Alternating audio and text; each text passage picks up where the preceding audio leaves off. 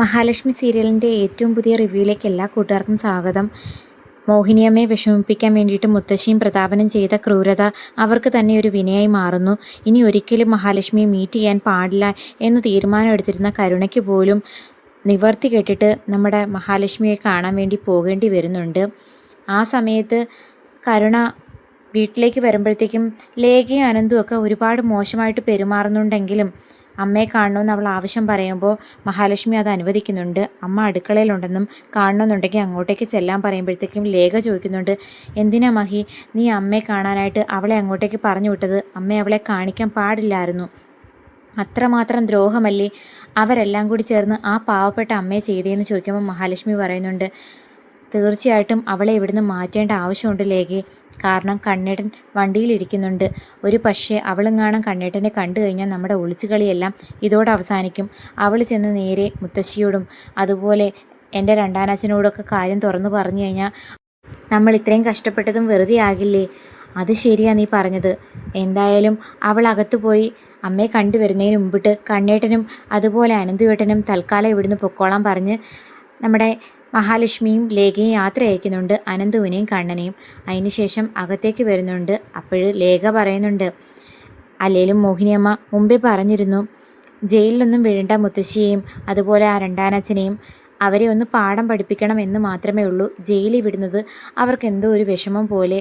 എന്തായാലും അതുകൊണ്ട് അവൾ പറയുന്ന എല്ലാ കാര്യങ്ങളും അമ്മ അംഗീകരിക്കാൻ മിക്കവാറും സാധ്യതയുണ്ടെന്ന് പറഞ്ഞതുപോലെ നമ്മുടെ കരുണ അമ്മയുടെ മനസ്സ് മാറ്റാൻ വേണ്ടിയിട്ട് വന്ന് ഓരോ വാക്കുകൾ പറയുന്നു.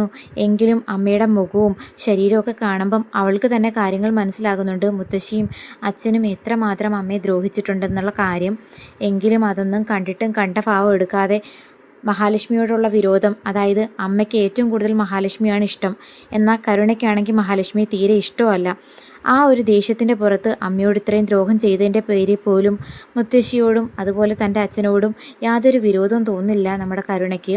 അങ്ങനെ മോഹിനിയമ്മ കേസ് പിൻവലിക്കുന്നതിൻ്റെ പേരിൽ പ്രതാപനും മുത്തശ്ശിക്കും ജയിലിൽ നിന്ന് സ്റ്റേഷനിൽ നിന്നും പുറത്തിറങ്ങാൻ അവസരം കിട്ടുന്നുണ്ട്. അങ്ങനെ പുറത്തിറങ്ങിയ പ്രതാപനാണെങ്കിൽ വയ്യാണ്ട കിടക്കുന്ന മേഘനെ ഒരു നോക്ക് കാണാനായിട്ട് ഹോസ്പിറ്റലിലേക്ക് വരാൻ തീരുമാനിക്കുന്നു. മാത്രമല്ല മോഹിനിയോട് ചെയ്തു പോയ എല്ലാ തെറ്റിനും മുത്തശ്ശിയും അതുപോലെ തന്നെ പ്രതാപനും മാപ്പ് ചോദിക്കുന്നു.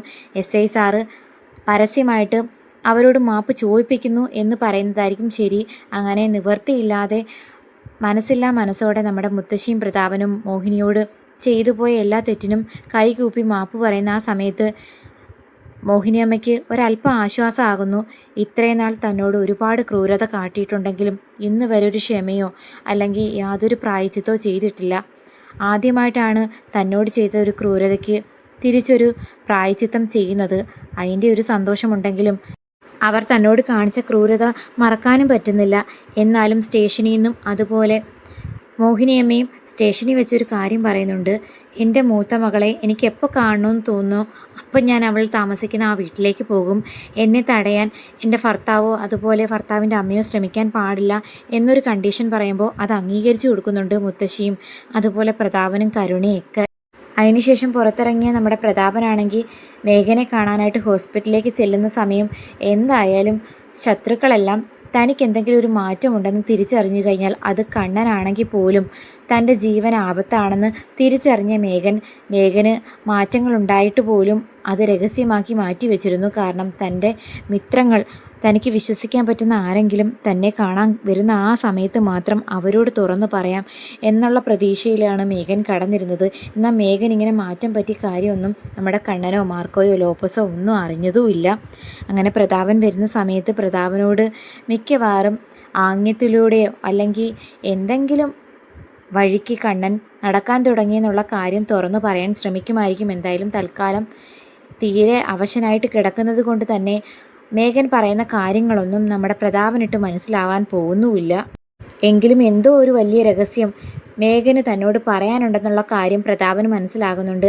അത് കണ്ണനുമായി ബന്ധപ്പെട്ട കാര്യമാണോ അതോ മഹാലക്ഷ്മിയുമായി ബന്ധപ്പെട്ട കാര്യമാണോ ഒന്നും ഒരു ഉറപ്പില്ല. കാരണം മഹാലക്ഷ്മി പ്രഗ്നൻ്റ് ആണ്. കുഞ്ഞിൻ്റെ അച്ഛൻ കണ്ണനല്ലെന്ന് മാത്രം അറിയാം. ആരാണ് കുഞ്ഞിൻ്റെ അച്ഛനെന്നും കാണാൻ തിരിച്ചറിഞ്ഞോ?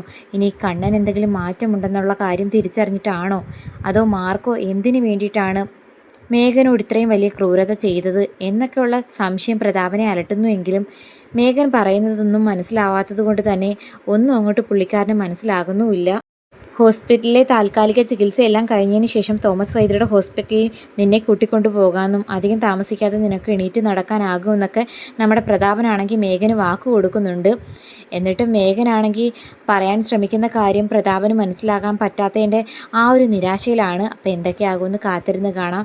മേഘൻ എല്ലാ സത്യങ്ങളും അധികം താമസിക്കാതെ പ്രതാപനോടും കരുണയോടും ഉണ്ണിയോടൊക്കെ ഷെയർ ചെയ്യുന്നതായിരിക്കും. അതോടെ ഈ ഒളിച്ചു കളിയെല്ലാം അവസാനിക്കുകയും അതുപോലെ മഹാലക്ഷ്മിയുടെ വയറ്റിൽ വളരുന്ന കണ്ണൻ്റെ കുഞ്ഞിനെ നശിപ്പിക്കാൻ വേണ്ടിയിട്ട് അവർ തുനിഞ്ഞിറങ്ങുന്ന ആ ഒരു രംഗമായിരിക്കും ഇനി വരാൻ പോകുന്നത്. കാത്തിരിക്കാൻ എന്താകുമെന്ന്. എന്തായാലും സത്യങ്ങൾ തിരിച്ചറിഞ്ഞു കഴിഞ്ഞാലും നമ്മുടെ മഹാലക്ഷ്മി കമലേശ്വരം തറവാട്ടിലേക്ക് തൽക്കാലം തിരികെ വരില്ല. കാരണം മഹാലക്ഷ്മിയുടെ വയറ്റിൽ വളരുന്ന കുഞ്ഞിന് യാതൊരു ആപത്തും കൂടാതെ ജനിക്കാൻ സാധിക്കണമെങ്കിൽ അനന്തുവിൻ്റെ ലേഖയുടെയും വീട്ടിൽ നിന്നാൽ മാത്രമേ സാധിക്കൂ എന്നുള്ള കാര്യം കണ്ണനും മഹാലക്ഷ്മിക്കും അറിയാവുന്നത് കൊണ്ട് തന്നെ അവർ രണ്ടുപേരും അവിടെ തന്നെ തുടരാൻ തീരുമാനിക്കും. എന്നാലും സത്യങ്ങളെല്ലാം ശത്രുക്കൾ തിരിച്ചറിയുന്ന ആ സമയം പാത്തും പതുങ്ങിയല്ലാതെ നേരിട്ട് തന്നെ മഹാലക്ഷ്മിയെ കാണാൻ പോകാൻ പറ്റുന്ന ആ ഒരു സന്തോഷത്തിലായിരിക്കും നമ്മുടെ കണ്ണനും അതുപോലെ തന്നെ മഹാലക്ഷ്മിയും കാത്തിരിക്കാൻ എന്താകുമെന്ന്.